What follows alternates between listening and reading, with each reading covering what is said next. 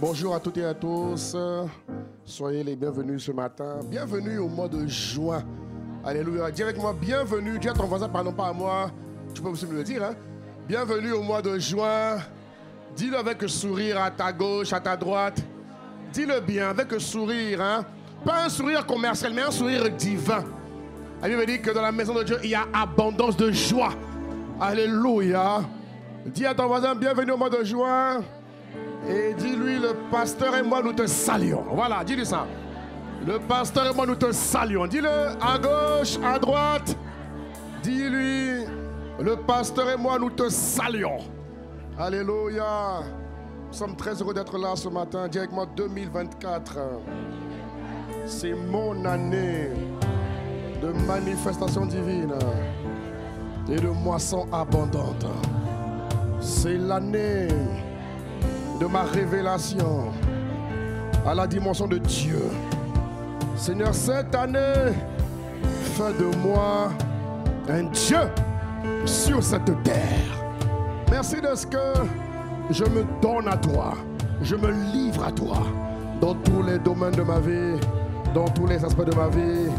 Je m'offre comme jamais auparavant. Au nom de Jésus. Donne un bon amen à Dieu, donne un bon amen à Dieu, donne un bon amen à Dieu, donne un bon amen à Dieu. Alléluia. Encore une fois, soyez vraiment les bienvenus ce matin. Alléluia. Nous bénissons Dieu, nous sommes déjà au 6e mois. Waouh, ça passe vite. Oh mon Dieu. Et j'espère que le 6e mois te trouve là où Dieu te veut. Amen. Mais le fait que tu sois là, ça montre que Dieu est bon déjà. Tu es le signe de la bonté de Dieu, tu es le signe de la fidélité de Dieu. Et le mois de juin sera pour nous le mois de la fidélité de Dieu. C'est-à-dire quoi? Fidélité veut dire que Dieu est fidèle, c'est vrai. Mais dans sa fidélité, il va y avoir un repositionnement. Alléluia. Il faut que le 6e mois te trouve où Dieu te veut, où Dieu avait prévu que tu sois. Donc s'il y a des choses que tu n'as pas pu faire entre février, mars, avril, qu'il y ait un rattrapage divin au mois de juin, qu'il y ait une récupération divine au mois de juin, qu'il y ait une restitution divine au mois de juin, pour que juin te trouve où ton Dieu t'a établi. Et c'est ton partage et mon partage dans le nom suprême de Jésus le Christ. Alléluia. Ah mon frère, tu seras trouvé là où Dieu t'attend au nom de Jésus. Amen, amen, amen. Et nous avons un très très bel événement qui a lieu dans 2 semaines je crois. C'est l'événement sur les finances. Ce n'est pas un événement simple, c'est un événement divin. Alléluia. Quand je dis simple, ça veut dire que ce n'est pas naturel. Voilà. Ok, ce n'est pas naturel. On a beaucoup prié, le pasteur Christelle et moi, pour pouvoir vraiment trouver la bonne personne. On voulait quelqu'un de concret. Alléluia. Qui vient nous parler de la part de Dieu dans le domaine des finances. Parce que Dieu veut que le peuple de Dieu à Marseille soit libre financièrement. Alléluia. Il est écrit que Jésus allait de lieu en lieu faisant du bien.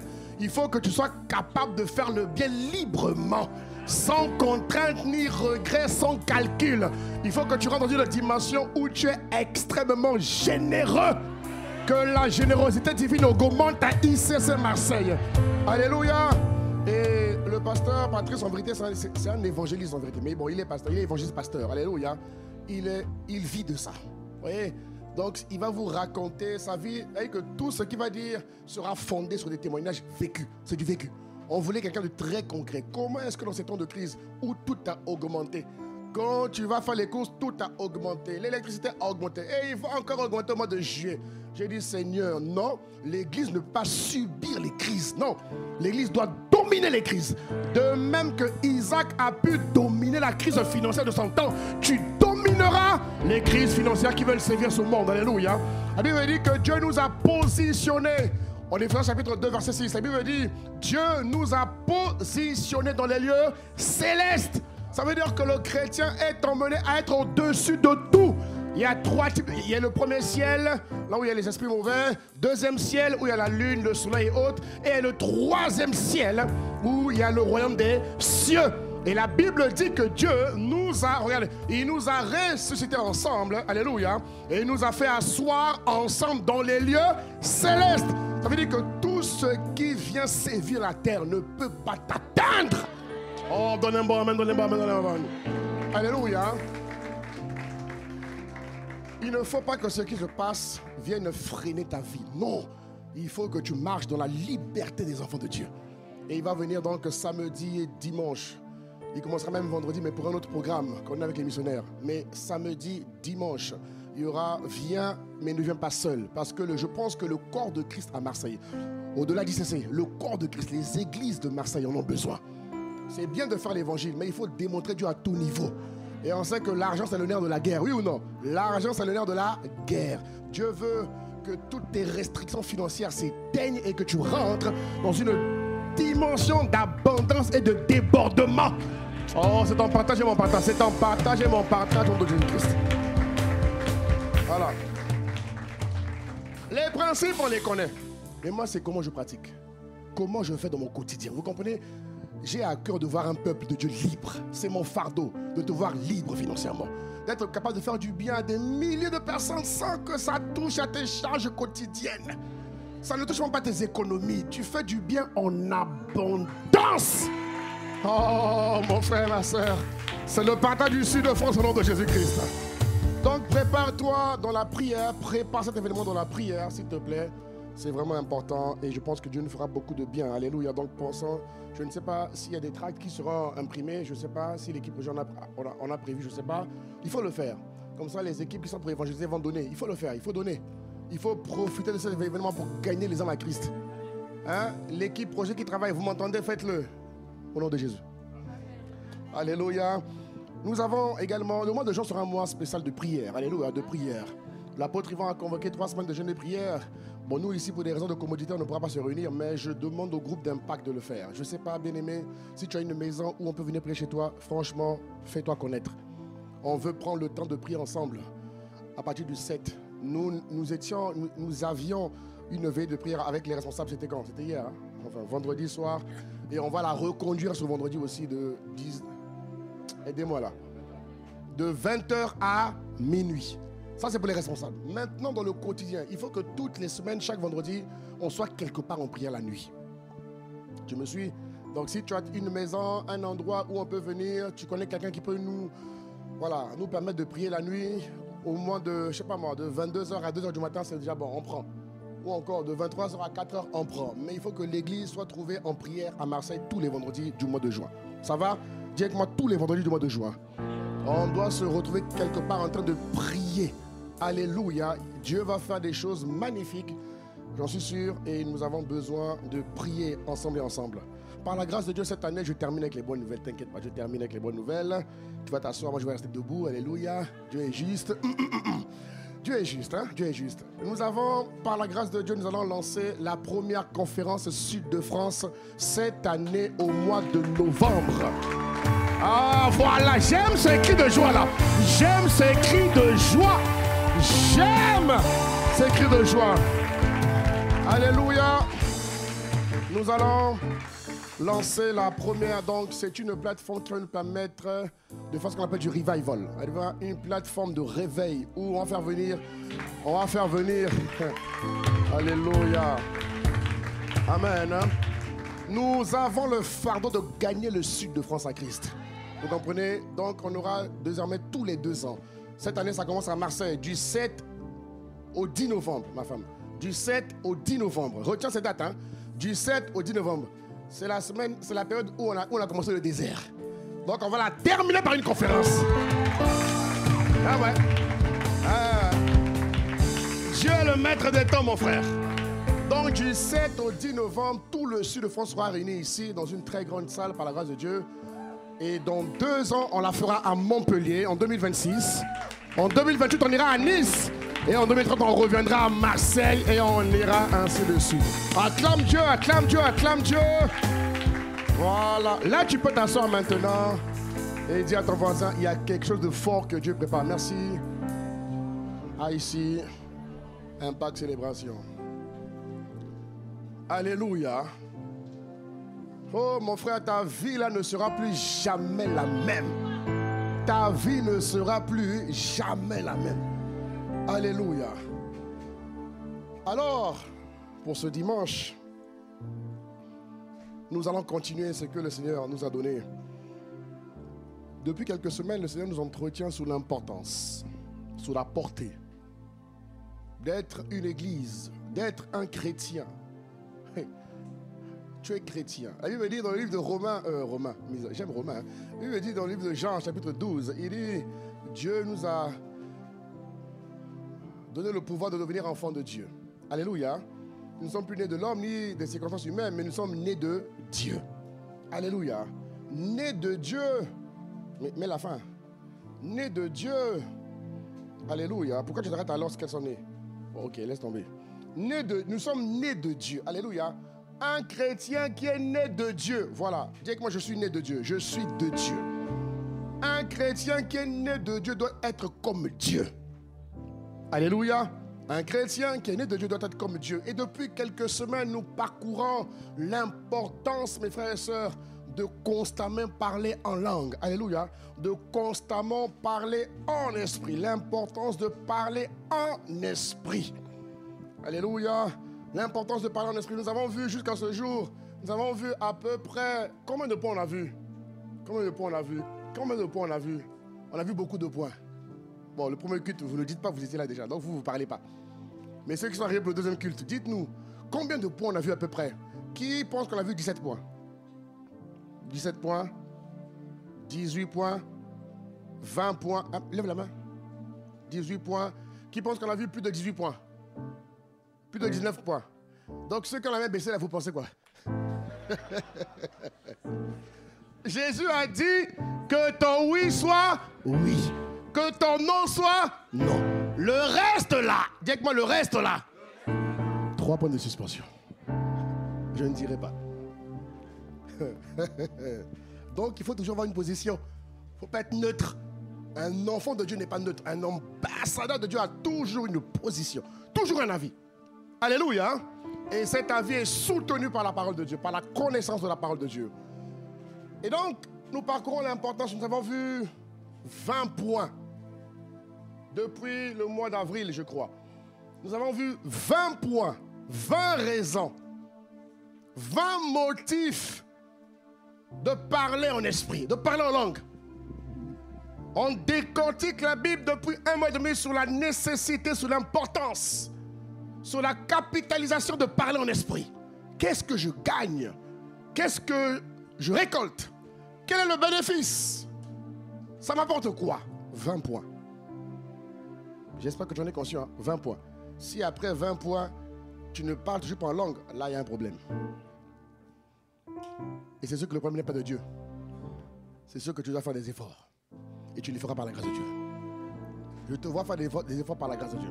Mais en tout cas, au mois de juin, tu franchis un nouveau cap. Alléluia. Hein? Tu franchis un nouveau cap. Oui. Tu franchis un nouveau cap. Et nous avons vu qu'il est important de parler en langue pour ces différentes raisons. On a vu 20 points. Vous savez, la Bible dit également que nous sommes la lumière du monde et le sel de la terre. Alléluia. Chaque enfant de Dieu est une lumière du monde. Chaque enfant de Dieu est une lumière du monde. Et lumière du monde, ce matin je disais que le premier niveau de luminosité divine, dis avec moi la luminosité divine. Ah, le français vraiment. Le français est compliqué, hein? Ah, c'est Aïcha qui parle ça, nous là vraiment, Dieu nous fait grâce. Donc, le premier niveau de luminosité divine, hein, la première dimension où tu dois montrer la lumière de Dieu, c'est dans la dimension spirituelle. Lorsque Dieu nous envoie, il a dit vous êtes la lumière du monde. Ça veut dire que vous êtes nés pour éclairer le monde. Le monde symbolise ceux et celles qui ne connaissent pas encore Jésus. Ça va? Le monde, c'est ceux et celles qui ne sont pas encore en Christ. Donc lorsque je vais au travail, dans les différentes sphères d'influence, dans les différentes couches de la société marseillaise et les environs, chaque enfant de Dieu qui va quelque part doit éclairer. Alléluia. Il doit éclairer. Et le premier niveau de luminosité ou d'éclairage est d'abord de réduire l'épaisseur des ténèbres qui recouvrent les peuples. Regardez ce que la Bible dit dans le livre d'Ésaïe 60. Ésaïe 60, verset 2. Oui, c'est ça. Second 21, s'il vous plaît. Ok, regardez ce qu'il dit. Regardons ensemble. Regardons ce texte. Il dit, les ténèbres recouvrent la terre. Ça va? Les ténèbres recouvrent la terre. Et l'obscurité profonde enveloppe les peuples. Mais sur toi, donc toi mon frère, toi ma soeur, il dit, l'Éternel se levera et sa gloire apparaîtra dans ta vie. Dis Amen. Mais sa gloire apparaît sur toi pour faire de toi la lumière du monde. Alléluia. Et la lumière du monde que tu es doit travailler ou encore consiste, regarde, à réduire l'obscurité profonde qui enveloppe les peuples. Chaque peuple, chaque population est environnée de ténèbres maléfiques. Et la lumière du monde que je suis, lorsque je vais quelque part, lorsque j'agis quelque part, lorsque je crée une atmosphère divine quelque part, ma lumière consiste à réduire l'épaisseur des ténèbres. Ma lumière consiste à réduire la profondeur de l'obscurité. Alléluia. C'est là que Dieu m'attend en premier. Le but de l'église n'est pas d'abord d'apporter la sagesse, l'intelligence et la connaissance. Ils ont quand même plusieurs connaissances qui leur permettent de travailler. Mais la première chose que le monde attend de l'église, c'est de ôter les ténèbres qui les recouvrent, qui les enveloppent. Regardons l'exemple de Daniel.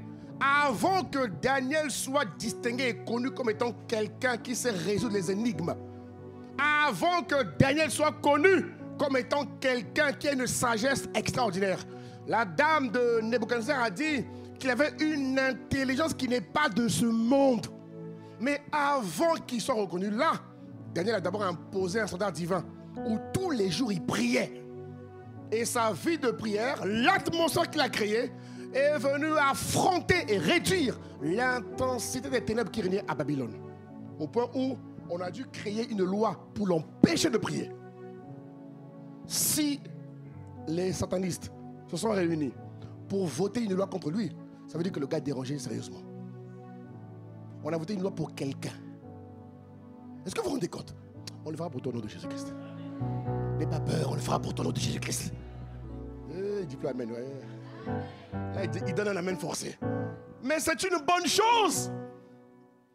Les gars se sont assis. Ils ont dit non, ce gars-là nous dérange. C'est puisque la Bible dit que ses fenêtres étaient ouvertes. C'était un symbole pour montrer que ses prières affectaient la ville. Alléluia. Et donc, les satanistes se sont réunis, bien-aimés, pour voter un principe contre lui, pour l'empêcher de réduire la profondeur des ténèbres. Et c'est par la suite que son intelligence divine a été reconnue et appréciée. Et c'est pareil pour nous aujourd'hui. Aujourd'hui à Marseille, il faut que lorsque les gens arrivent à Marseille, ils sentent qu'il y a une atmosphère divine qui est différente. Il faut qu'on sente que l'atmosphère à Marseille est propice à l'évangélisation. Il faut qu'on sente que l'atmosphère à Marseille... Dis amen, dis amen, dis amen, dis amen.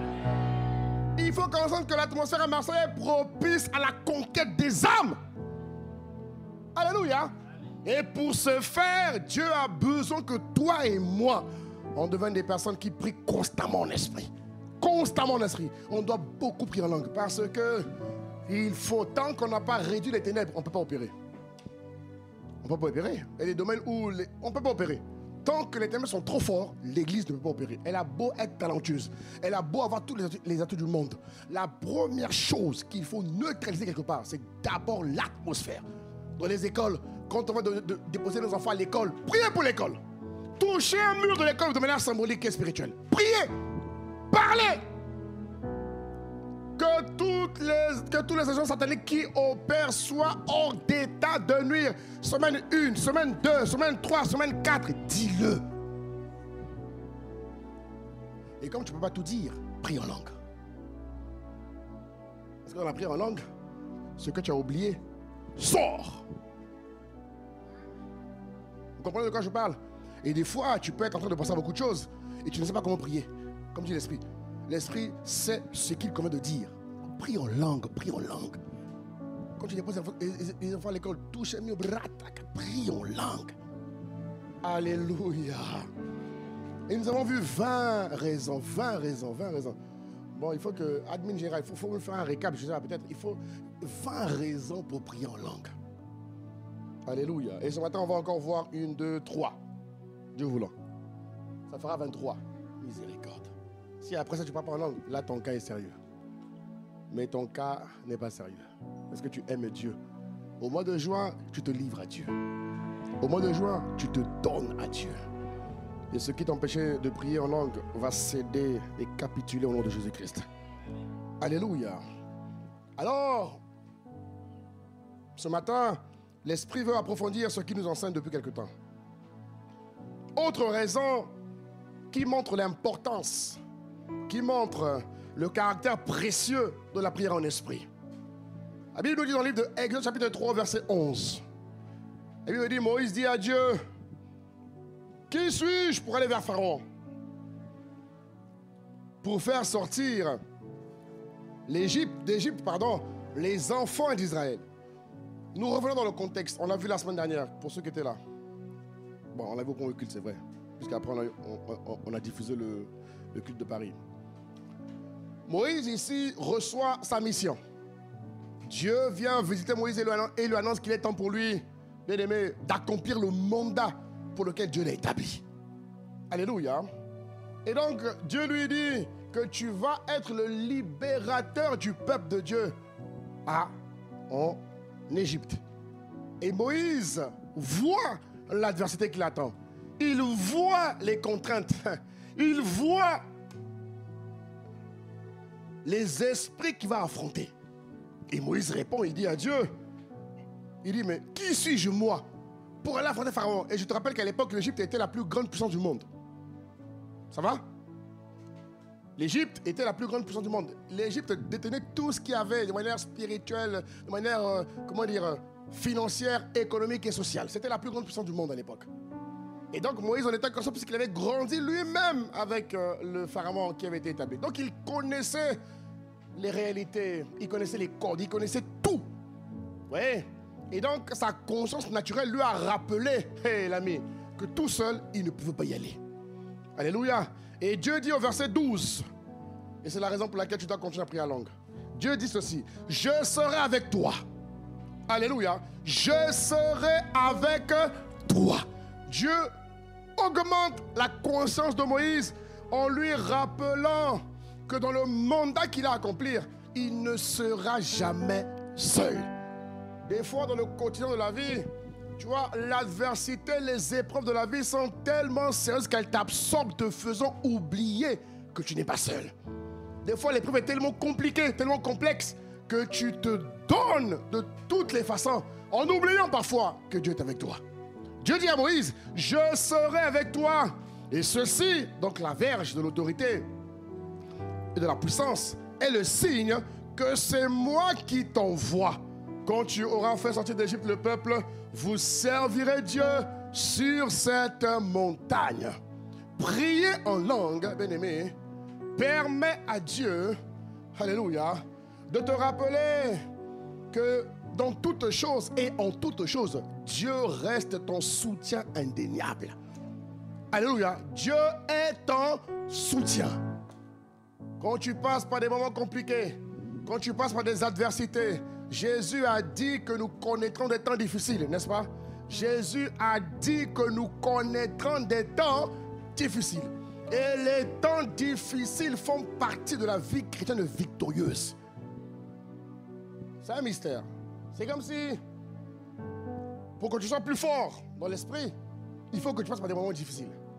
Pour que tu sois plus fort spirituellement, il faut que tu passes par des épreuves douloureuses. Et c'est quelque chose que l'homme n'aime pas.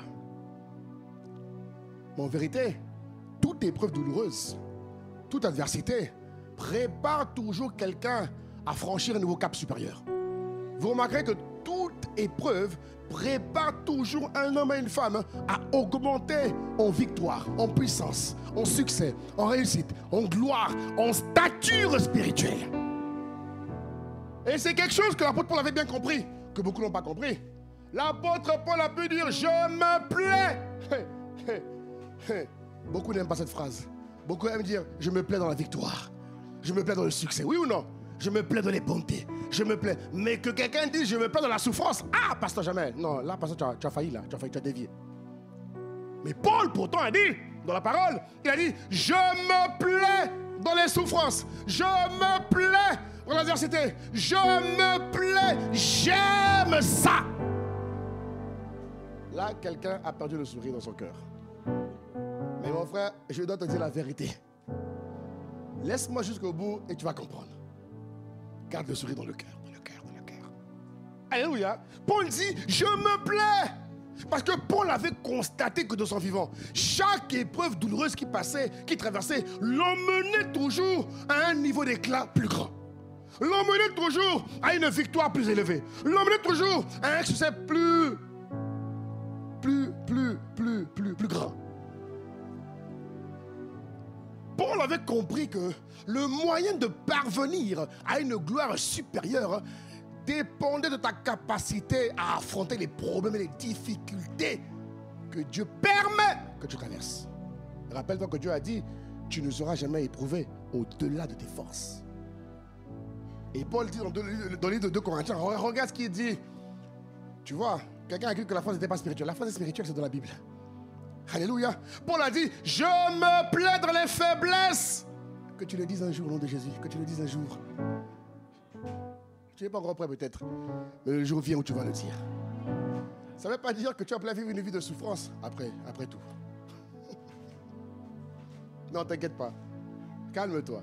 Mais Paul dit, je me plais dans les souffrances. Je me plais dans les outrages. Je me plais dans les calamités. Je me plais dans les persécutions. Je me plais dans les déserts que nous traversons à Marseille. Ah, tu dis pas mais. Elle dit que là, ton âme a dit non, pasteur. Mon ami, oui, pasteur. Paul dit, je me plais dans les détresses pour Christ. Alléluia. Pour Christ. Pourquoi? Parce que lorsque je suis faible, c'est là que je suis fort. Il n'y a pas de force sans faiblesse. Il n'y a pas de percée sans sacrifice. Il n'y a pas de victoire sans difficulté. Et Paul avait compris ce secret. En tous les cas, que tu aimes, que tu n'aimes pas, c'est un fait. Tu vas le vivre. Donc, sois comme moi, hein, pratique la parole sur moi. Amen. Si je dis, pasteur, je ne suis pas prêt, prêt ou pas, ça t'attend et tu vas le vivre. Peut-être même que tu es dedans, tu n'es pas conscient. Mais Paul, ouais, avait une autre perception des événements de la vie, frère. Et Paul a dit, mais si c'est comme ça que ça marche, mais il faut que je renouvelle mon intelligence. Si je dois, pour parvenir à des niveaux de cap, mais regarde, c'est pareil. Dieu dit prier sans cesse. Ok? Et Dieu promet à ceux qui prient sans cesse de vivre une vie où ils demeurent dans une autorité divine qui ne cesse de grandir. Mais quel est le prix à payer? C'est de prier en langue. Quel est le prix à payer? C'est de sacrifier une nuit de sommeil au moins une fois par mois. De rentrer dans la dimension où, mon frère, tu prends un vendredi, où tu prends le jour de repos que tu as selon tes activités professionnelles, bien évidemment. Et tu consacres ce temps, tu consacres 5 heures, tu consacres 4 heures, tu consacres 3 heures non-stop, où tu pries en langue. Et tu le fais tout le temps, tout le temps, tout le temps. Tu verras ce qui va t'arriver après. Même les bébés qu'on aime là. Les bébés là, quand le bébé là, il est beau, bébé.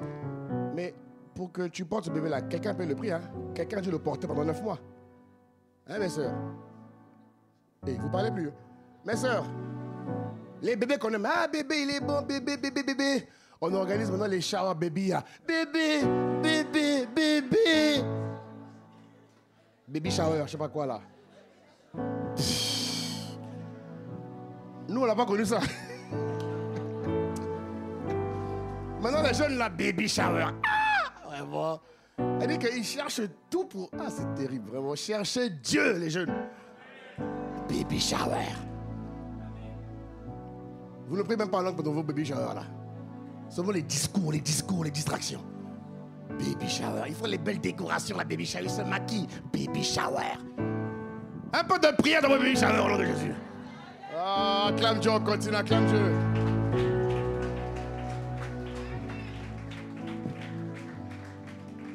Le bébé arrive, il est beau, tout le monde aime le bébé. Mais quelqu'un a payé ce prix-là. Quelqu'un a payé le prix pendant 9 mois avant de voir Et des fois, le résultat est tellement beau que la personne a oublié les douleurs. Il y a une de mes filles qui est venue nous voir, ma famille, il y a 2 semaines, elle est venue nous voir. Elle a dit, pasteur, c'était dur pendant 9 mois. Mais quand l'enfant est arrivé, j'ai oublié les douleurs. J'ai oublié les douleurs. Et je suis prêt. Écoute ce qu'elle me dit. Elle nous dit, l'enfant est tellement une bénédiction que je suis prête encore à souffrir. Elle a fait comme Paul.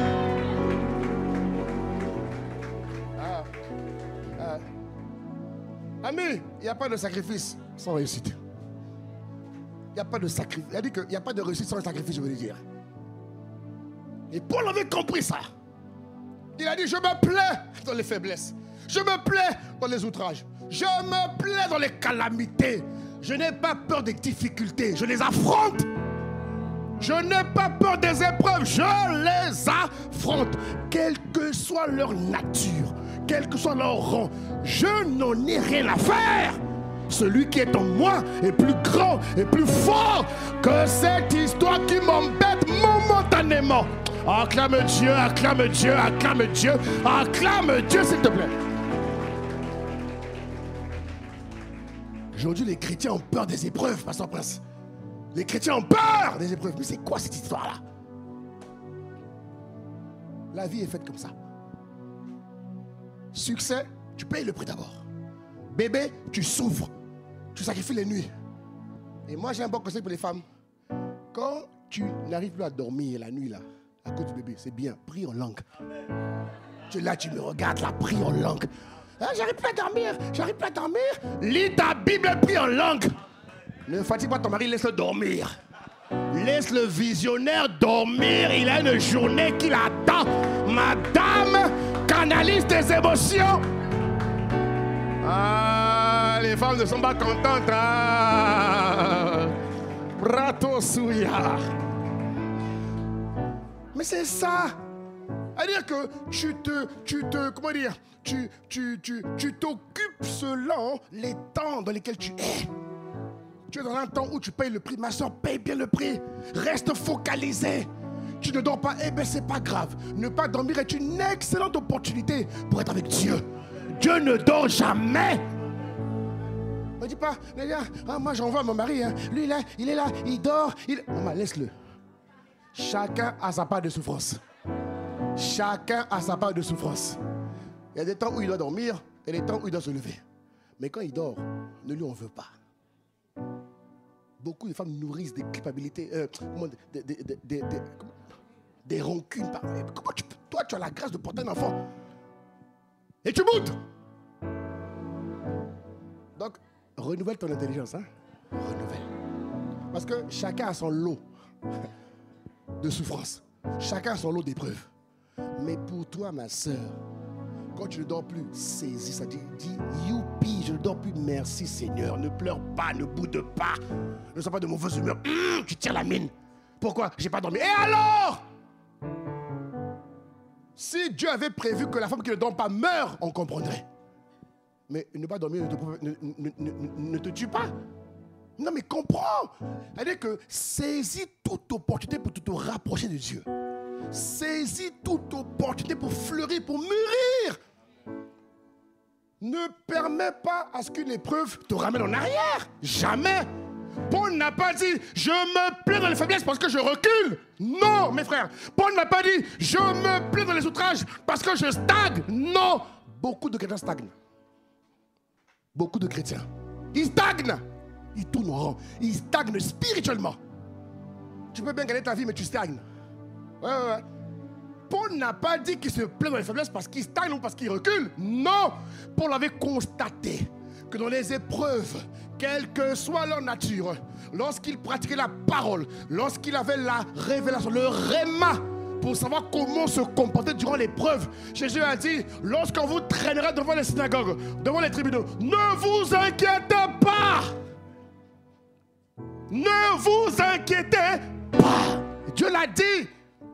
Donc une épreuve n'est pas un motif pour stagner. Une épreuve n'est pas un motif pour reculer. Non. Une épreuve est un motif pour grandir, pour mûrir, pour aller plus loin et plus haut. Alors que Dieu renouvelle ton intelligence. Que Dieu renouvelle ton intelligence et que Dieu t'accorde la grâce maintenant de traverser les épreuves avec succès, avec réussite, avec endurance, avec persévérance, avec consistance, avec constance. Au nom de Jésus, acclame Dieu, acclame Dieu. C'est ton partage et mon partage. Quelqu'un me suit, donne un bon amen à Dieu. Paul avait compris que c'était le succès de la réussite. Quand une épreuve vient, c'est un signe de Dieu. Que Dieu t'envoie pour te dire, ma soeur, ma fille, mon fils, il est temps pour toi d'aller plus haut. Ne vois jamais une épreuve comme étant une mauvaise nouvelle. Non. Vois une épreuve comme étant une opportunité. Et je prie que Dieu renouvelle en profondeur ton système de pensée. Un défi, une épreuve n'est pas là pour t'humilier. Même si tu es humilié, ce n'est pas le but. Jésus a été humilié pour que le monde soit sauvé. Oui ou non? Jésus a été humilié. Le grand Jésus, il s'est retrouvé nu. Vous imaginez? Dieu, nu, de 9h à 15h, pour le salut de l'humanité. Donc mes frères et sœurs, il y a un prix à payer. Et ce prix, on le paye avec Jésus.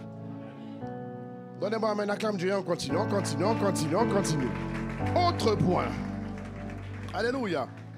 Voilà pourquoi tu dois aimer maintenant les faiblesses. Tu dois aimer les outrages. Tu dois aimer les calamités. Tu dois aimer les persécutions.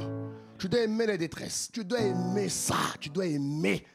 Parce que c'est pour toi un signe de croissance. C'est un signe de maturité. C'est un signe où ta consécration prend du galon. Ouais. On veut un peuple consacré à Marseille. On veut une église qui est hautement consacrée. Et bien Dieu permet parfois les épreuves pour augmenter ta consécration. Pour augmenter ton niveau de sainteté, de pureté. Des fois, quand tout va bien là, c'est pas bien. Il faut que tu sois un peu picoté. Et ça te maintient aussi humble. Ah ouais, c'est un bon signe d'humilité. Parce qu'un chrétien qui n'est pas humble ne peut pas faire le mandat. Non. L'humilité est un standard de vie que Dieu impose à tout enfant de Dieu. Amen. Autre point que Dieu nous donne. Autre raison, bien-aimé, de prier en langue. Pourquoi est-ce que je dois beaucoup prier en langue? Jusqu'aujourd'hui, si tu n'arrives pas à prier 1 heure en langue, tu vas prier 1 heure en langue. Si tu n'arrives pas à prier 2 heures en langue, tu vas prier 2 heures en langue. Si tu n'arrives pas à prier 3 heures en langue, tu vas prier 3 heures en langue. Donnez-moi amen, donnez-moi amen. Étape par étape. Mais il y en a pour qui 30 minutes c'est petit, va plus haut, 1 heure. Il y en a pour qui 1 heure c'est petit, va plus haut, 1h30. Il y en a pour qui 1h30 c'est petit, va plus haut, 2 heures, 3 heures, 4 heures, 5 heures. Alléluia. Autre point, la Bible nous dit dans le livre de 2 Corinthiens 3, prier en langue facilite la transformation et la ressemblance en Christ. Autre point, prier en langue facilite la transformation et la ressemblance à Christ. Il dit en 2 Corinthiens 3, verset 18, regarde ce qu'il dit. Il dit, nous tous qui le visage est découvert contemplant comme dans un miroir la gloire du Seigneur, nous sommes transformés en la même image de gloire en gloire, comme par le Seigneur l'Esprit. Regardons ensemble la version semeur de ce même passage biblique. Regardez ce qu'il dit. Regardez. Regardez ce qu'il dit. Il dit, et nous tous, qui le visage découvert, nous contemplons comme dans un miroir la gloire du Seigneur. Nous sommes transformés en son image dans une gloire. Regardez ce qu'il dit. Dont l'éclat ne cesse de grandir. Voilà pourquoi, mon frère, ma soeur, tu ne peux pas être le même chaque année. Alléluia. Et dis amen, hein? Tu ne peux pas être le même. Je ne sais pas comment tu étais en 2023. Même si je te voyais, je ne sais pas comment tu étais. Mais en 2024, tu ne peux pas être le même. Parce que si tu côtoies Dieu, si tu as une intimité avec Dieu, si tu as une vie avec Dieu, si tu as une relation avec Dieu, mon frère, ma soeur, tu ne peux pas. Dieu dit que ceux qui le côtoient, ceux qui le fréquentent, celui qui prie énormément en langue, plus il prie en langue, plus le Saint-Esprit favorise la ressemblance. Il a dit, faisons l'homme selon notre image et notre ressemblance. Plus je vais prier en langue, plus Dieu va m'emmener à lui ressembler. Et tout enfant de Dieu doit être le reflet de Dieu. La prière en langue favorise la ressemblance à Dieu. La prière en langue favorise la ressemblance à Christ. La prière en langue favorise la manifestation d'une gloire dans un éclat plus élevé. Alléluia. Voilà pourquoi au mois de juin, que toutes les limites que tu avais tombent dans le nom de Jésus-Christ. Que tous les caps, les niveaux que tu n'arrivais pas à franchir, je les ébranle dans le nom de Jésus-Christ. Au mois de juin, tu vas dans une autre dynamique, dimension de prière et de parole. Au nom puissant de Jésus le Christ. Donne un bon amen. Donne un bon amen. Voilà pourquoi on doit se retrouver chaque semaine au mois de juin. Si vous pouvez jeûner, ça sera encore mieux. Le vendredi, quand tu as veillé, tu sais que tu vas jeûner, tu jeûnes. Et quand on se retrouve, on prie en langue. On ne fait que ça. On prie en langue 1 heure, 2 heures, 3 heures ensemble. À la fin, on prend la Sainte Seine et on rentre à la maison. C'est comme ça que faisait l'église primitive. Alléluia. C'est comme ça qu'elle faisait. Ils se retrouvaient dans les temples et dans les maisons. Alléluia. Que Dieu nous fasse grâce. Autre point dont je bénéficie quand je parle en esprit. Prier en langue augmente mon audace spirituelle. Ouais. Prier en langue augmente mon audace. Ah, j'ai besoin d'audace. J'ai besoin d'audace. Et la prière en langue te donne une audace indépendamment de ta personnalité.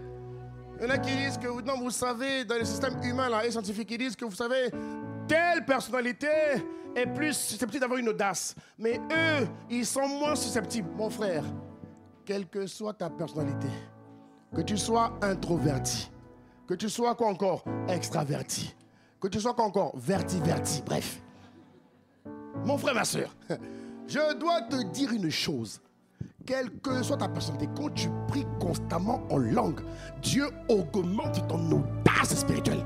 Un enfant de Dieu qui n'a pas d'audace sur la terre, mais il est battu d'avance. Il est battu d'avance.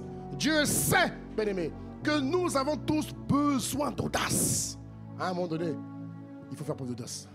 Il y a des circonstances qui nécessitent que tu sois loin d'audace pour faire bouger les lignes. Ça peut être pour ton enfant, ça peut être pour ton quartier, ça peut être pour ton destin. En tout cas, chacun de nous sur la terre a besoin d'audace. Mais même le monde aujourd'hui, ils offrent des techniques pour augmenter en audace. Et tu payes beaucoup d'argent. À l'église, c'est gracieux. Alléluia. Regardons ensemble ce que dit la parole. Dieu dit dans le livre de Ézéchiel. Regarde ce qu'il dit. Regarde ce qu'il dit. Ce passage montre ce que Dieu fait des enfants de Dieu. Voilà pourquoi je dis que l'enfant de Dieu n'est pas faible. Il n'est pas faible. Même si tu passes par des moments de faiblesse, tu n'es pas faible. Alléluia. Tu ne peux dire que jamais, jamais et jamais. Dieu dit en Ézéchiel 3, versets 8 à 9. Il dit, voici, j'endurcirai ta face pour que tu l'opposes à l'heure. Bon, on va le lire ensemble parce que... on y va. 1, 2, 3, on y va. J'endurcirai. Pause. Les biens. Toi qui te laisses encore intimider par les systèmes. Quand tu passes en entretien, tu as le pied qui tremble. Tu dis, mais calme-toi. Calme-toi. Quand il faut que tu prennes la parole devant tout le monde, les lèvres deviennent grises. Il y a un temps pour tout. Mais Dieu donne de l'audace à tout enfant de Dieu pour que tu sois capable de faire ce que tu dois faire avec assurance. Les apôtres ont dit, donne-nous une pleine assurance. Il dit, vois comment il nous menace. On n'a que 4. Il dit quoi? Il dit, vois comment il nous menace. Vois comment il nous menace. Vois comment il nous contraigne. Vois comment il nous entraîne. Seigneur, maintenant étends ta main et accorde à tes serviteurs une pleine assurance pour que nous puissions annoncer ton évangile. Cette pleine assurance vient sur quelqu'un ici aujourd'hui.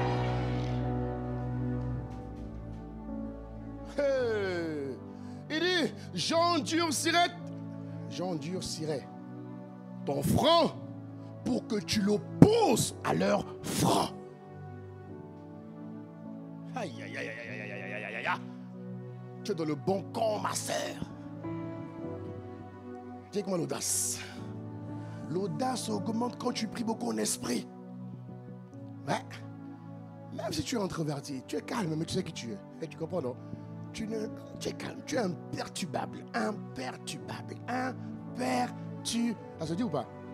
Non mais c'est ça, hein?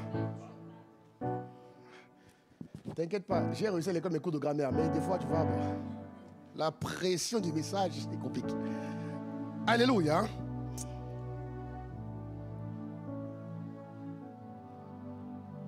Il dit ensuite au verset 9. Seigneur, non, Dieu est trop bon. Il dit au verset 9, je rendrai ton front comme un diamant.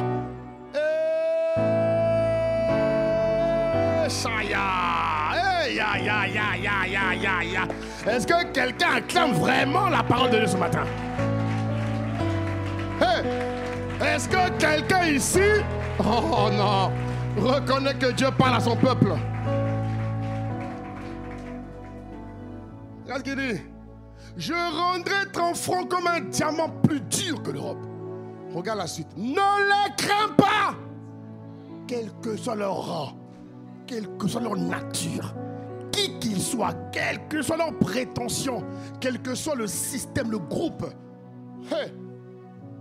à qui ils appartiennent, quelle que soit la puissance de leur réseau, ne les crains pas. Ouais. C'est Dieu qui dit ça, mon frère. Un enfant de Dieu doit être enveloppé d'une audace terrible, une audace électrique, puissante, qui te permet de ne pas reculer, de ne pas stagner, de savoir prendre des risques. Oui, la vie, quelqu'un a dit que vivre est un risque. Hein? Quelqu'un a dit ça. Quelqu'un a dit vivre est un risque. Sortir et rentrer là, c'est un risque. Il peut tout se passer, oui ou non? C'est Dieu qui nous garde, n'est-ce pas? Voilà. L'audace, dis-moi l'audace. L'audace fait partie de ton identité en Christ. Je suis audacieux. Je suis audacieuse. Tout ça pour neutraliser la peur. Tout ça pour éteindre tous les traits enflammés de la peur. Éteindre les traits enflammés de la timidité. Alléluia. Tu étais timide, c'est pas grave. Aujourd'hui, la timidité quitte ta vie. La timidité sort de toi. La timidité, nous la désintégrons de ta vie. On te donne une audace. Ça va? Une audace. Pas pour montrer qui tu es, non.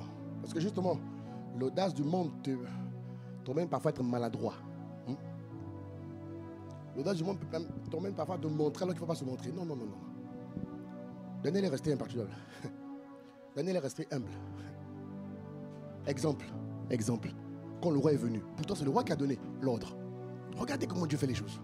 Le roi donne l'ordre aux militaires. Il est pris. Il est contraint d'appliquer la loi qu'il a votée. Donc il donne l'exécution, n'est-ce pas? De pouvoir envoyer Daniel dans la cage au lion. Mais regardez comment dans son cœur il est mal. Il est mal dans son cœur. Donc Daniel sait que le roi a donné. Pourtant Daniel savait que le roi le considérait dans son cœur. Et il le savait. Vous comprenez? Mais il était contraint, il était séduit. Mais ce même roi est venu le lendemain matin. Est-ce que l'Éternel que tu crains, que tu pries là, t'a sauvé? Regardez la réponse de Daniel. Daniel aurait pu répondre avec opulence. Il aurait pu dire, ah roi, tu as vu, hein? Tu ne m'as pas fait confiance, je suis vivant, espèce de... Daniel a répondu avec humilité. Oh roi, vis éternellement. Il était dans la cage au lion. Beaucoup de personnes auraient saisi ça pour l'envoyer une teinte d'orgueil. L'audace de Dieu n'est pas déplacée. Vous comprenez de quoi je parle? L'audace de Dieu, elle est ordonnée. L'audace de Dieu te permet de ne pas prendre les gens de haut. C'est ce que le monde t'enseigne justement. Parce qu'ils ne savent pas. Il ne faut pas les en vouloir. Mais l'audace de Dieu t'emmène à faire des choses pour bouger les lignes et pour valoriser les gens. Maintenant, si Dieu veut se dire ça pour humilier les gens, laisse Dieu faire. Ne fais pas les choses de Dieu à la place de Dieu. Laisse Dieu faire. C'est vrai qu'il y a des gens qui doivent être humiliés, mais laisse Dieu s'en occuper. Toi, fais comme Daniel. Daniel est resté droit devant le roi. Il a respecté le roi. Il a honoré le roi, malgré les erreurs du roi. Il n'a pas changé son attitude de cœur envers le roi. Voilà ce que produit la vraie audace. Et c'est ton partage et ton expérience cette année. Donne un bon amen à Dieu. Alléluia. Et je prends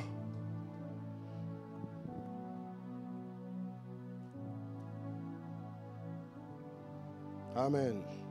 Dernier point, je vais m'arrêter là aujourd'hui. Dernier point. Le point 24. 24e raison, mon Dieu. 24e raison pour laquelle tu dois constamment prier en langue. La Bible dit que celui qui parle en langue rend d'excellentes actions de grâce. N'est-ce pas? Vous savez, la grâce est transférable et tout homme sur la terre a besoin de grâce. Tu ne peux rien faire sans la grâce. Le jour où tu compromets, tu crois que tes compétences sont plus fortes que tes grâces, tu commets une erreur monumentale. Nous avons tous besoin de grâce. Et vous savez quoi? Dieu renouvelle ses grâces chaque semaine. Quand nous lisons 2 Corinthiens 13, il dit que la grâce de Dieu soit avec vous. Ça veut dire que nous avons besoin de grâce tous les jours. Et prier en langue, la Bible dit que Paul dit que celui qui parle en langue, il rend à Dieu d'excellentes actions de grâce. Mais on a découvert, toujours dans la parole, que lorsque tu rends à Dieu d'excellentes actions de grâce, tu accèdes à d'autres grâces. Tu rends à Dieu d'excellentes actions de grâce, mais pendant que tu le fais d'un cœur pur et vrai, parce que devant Dieu tu ne peux pas mentir. Voilà. Ne le fais pas pour avoir des grâces. Fais-le parce que tu aimes Dieu. Il ne faut pas avoir ce cœur bizarre là. Fais-le parce que tu aimes Dieu. Sois innocent. Aime Dieu innocemment, pas avec intérêt. De toute façon, Dieu voit ton cœur, il scanne ton cœur, il connaît tout. Avec lui, on ne peut pas faire exprès. Vous voyez? Donc, pendant que tu rends grâce à Dieu, d'un cœur vrai, d'un cœur pur, d'un cœur sincère, Dieu va te donner accès à d'autres grâces. Autrement dit, l'action de grâce actionne la grâce. Mais quelle grâce? La grâce que tu n'avais pas. Ça va? Ça va? Et c'est encore un autre argument qui montre que le chrétien ne peut pas être le même tout le temps. Comment quelqu'un qui emmagasine des grâces reste le même? C'est impossible. La grâce te bonifie. La grâce augmente ta valeur. Oui ou non? La grâce augmente ta distinction. La grâce te donne place à des faveurs que tu n'avais pas hier. Alléluia. Donc celui qui parle constamment en langue, il rend à Dieu d'excellentes actions de grâce. Et Dieu lui ouvre un portail de grâce qu'il n'avait pas. Il accède à notre grâce afin de vivre la vie chrétienne efficace. Jésus a dit, sans moi vous ne pouvez rien. C'est clair comme le jour. Sans moi, vous ne pouvez rien. Toute capacité vient de Dieu. Et l'action de grâce, bien aimé, c'est tous les jours. C'est tous les jours. C'est tous les jours. Ne commence pas une prière sans dire merci à Dieu. Jamais on fait ça. Quand tu conduis la prière ici, là, ne commence pas la prière sans dire merci à Dieu. On ne fait pas ça. On dit toujours merci à Dieu. Lisez les psaumes, toujours. Les gars commencent toujours par l'action de grâce. Ils reconnaissent même, mais c'est ce qu'il a. Toujours. La prière commence par l'action de grâce et elle finit par l'action de grâce. Alléluia. Dans ta vie de tous les jours, demande à Dieu. Dis merci à Dieu. Pour tout. Pour tout. Pour tout. Et la grâce que Dieu ajoute fait partie du pain quotidien. Il dit, donne-nous notre pain quotidien. Le pain quotidien, c'est la direction. Le pain quotidien, c'est la voie à suivre, n'est-ce pas? Le pain quotidien, c'est ce que tu dois faire. Selon qu'il est écrit, à chaque jour suffit sa peine. Mais pour y accéder, un des moyens, c'est de cultiver constamment l'action de grâce. Alléluia. La grâce est transférable, mais la grandeur ne l'est pas. Dieu a dit, Je rendrai ton nom grand. C'est Dieu qui rend le nom de quelqu'un grand. C'est pas la grâce. C'est pas le transfert de grâce. Non. Parce que la grandeur nécessite plusieurs efforts. Bon, ça on le verra plus tard, une autre fois. Alléluia. Mais ce matin, retiens une chose. Que chaque fois que tu élèves la voix en langue, tu rends à Dieu d'excellentes actions de grâce. Et chaque semaine, Dieu m'a montré que chaque semaine, j'ai besoin de nouvelles grâces. Tu le savais? Oui. Chaque semaine, j'ai besoin de vivre une grâce différente. Alléluia. On va élever la voix, on va s'arrêter là pour ce matin. On va arrêter là ce matin, on va prier. On va rendre grâce à Dieu. On va rendre grâce à Dieu pour la parole du jour. Demande à Dieu ce matin, bien-aimé, non vraiment, de franchir de nouveaux caps. Si Dieu t'a parlé, que la grâce de prier en langue augmente dans ta vie. Brato suya ne rebahita rebabaya. Élève la voix. Élève la voix, élève la voix, élève la voix. Élève la voix, élève la voix. Élève la voix. Élève la voix. Élève la voix. Élève la voix. Dis merci à Dieu, dis merci à Dieu. Seigneur, merci infiniment pour cette parole. Rends grâce à Dieu pour la parole de Dieu. Seigneur, merci infiniment. Je te dis merci, merci infiniment. Merci pour tes bontés, merci pour tes grâces. Merci pour ton amour. Merci Jésus, merci. Oh, merci. Si la parole t'a fait du bien, dis merci à Dieu.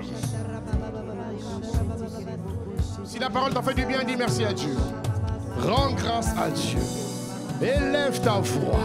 Seigneur, merci pour ta parole. Merci infiniment.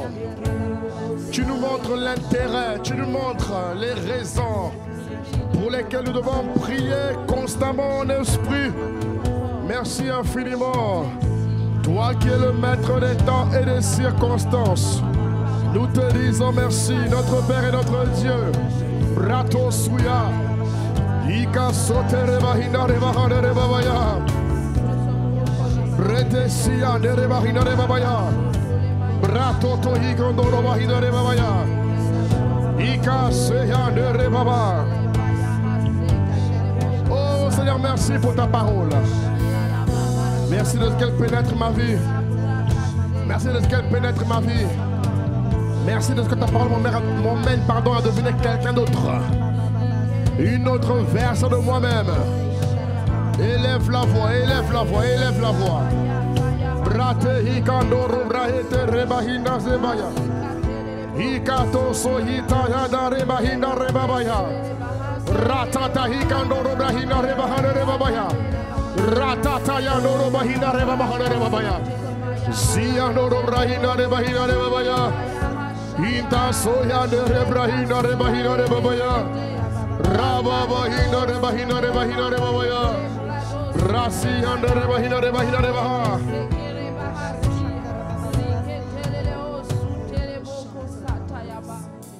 Jésus a dit dans le livre de Jean, je pense, chapitre 17, je crois, je ne sais plus. Il dit, vous êtes heureux si vous entendez ces choses. Mais ce qui compte, c'est que vous le mettiez en pratique. Alors, bien-aimé, on va élever la voix pendant 1 minute. Demander à Dieu la grâce de pratiquer la parole que tu as reçue. Que les niveaux de prière que tu n'arrives pas à franchir s'abattent cette semaine. Dans le nom de Jésus-Christ. Que Dieu te rende capable de pratiquer sa parole. Demande à Dieu, sincèrement, dis Seigneur, aide-moi. Tu es celui qui produit le vouloir et le faire. Aide-moi à pratiquer ta parole. Aide-moi à prier en langue constamment. Aide-moi. J'en ai besoin. Je reconnais mes limites. Je reconnais mes limites. Mais je reconnais avec la parole du jour que j'en ai besoin. Je dois être ce que tu veux que je sois. Ah, c'est Jean 13. Ok. Il dit, vous êtes heureux pourvu que vous les pratiquiez. Alors demande à Dieu la grâce de pratiquer la parole. Élève la voix et demande à Dieu la grâce de pratiquer la parole. Demande à Dieu la grâce de pratiquer la parole. Que tu as entendu, demande à Dieu, demande à Dieu, demande à Dieu. Demande à Dieu, demande à Dieu, demande à Dieu. Bratete hikande rebrahita rebabaya. Zutata yande ribabaya. Ikasoya retetehi. Brasso. Demande à Dieu la grâce de pratiquer cette parole. Élève la voix, élève la voix, élève la voix, élève la voix. Aide-moi tous les jours à prier en langue, à beaucoup prier en langue.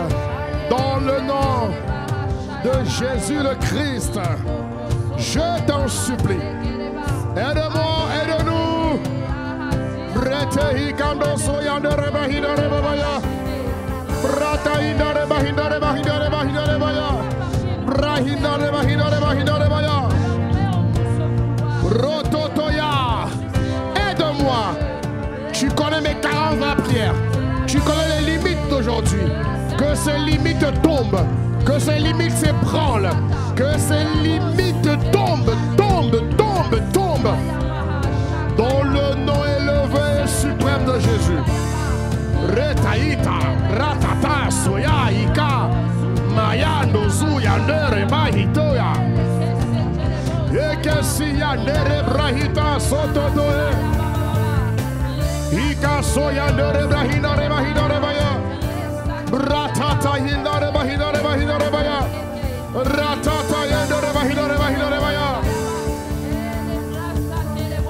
Au nom de Jésus. Hey.